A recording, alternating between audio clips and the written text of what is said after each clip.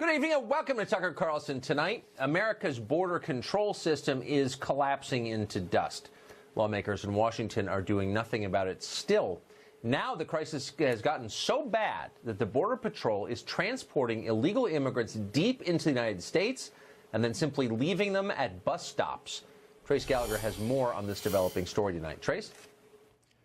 Tucker, in the past 7 months, ending in April, the Border Patrol in just the El Centro sector has apprehended 293,000 migrants. That's a 400% increase from a year earlier. And because housing facilities are overflowing and because of legal limits on how long migrant children can be held, border agents are now loading migrants into vans and buses and driving them 150 miles away to a Greyhound bus station in San Bernardino. We saw the drop-offs firsthand in San Bernardino last week. The migrants are released pending court dates, but of course the vast majority never show up for court. Critics say the migrants shouldn't be dumped at the bus station with no resources, but migrants interviewed by Reuters say they feel safe in the U.S. and were treated well by border agents. Remember, El Centro is one of 9 sectors along the U.S.-Mexico border, and it's like this at all of them.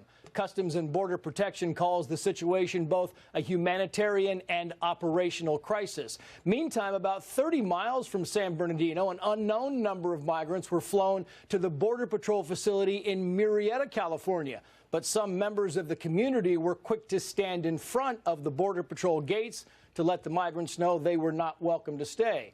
Murrieta residents say they heard the migrants would eventually be dropped off at strip malls and bus stations, but the Murrieta police now say none of the migrants are being released, though it is very unclear where they will go next.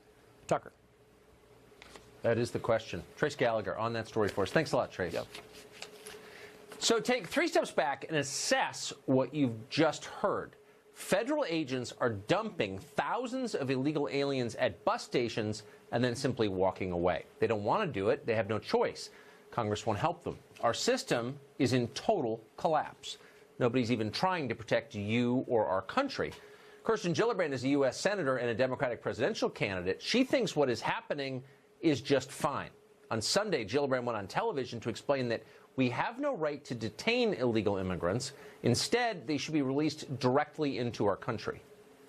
But you oppose even what the Obama administration did in terms of keeping families together or keeping them together for a longer period of time in detention? I wouldn't, as President of the United States, I wouldn't use the detention system at all. Homeland Security, though, is saying hundreds of thousands of people are crossing the border, and they need to go somewhere before their asylum claims are actually heard. What would you do with them?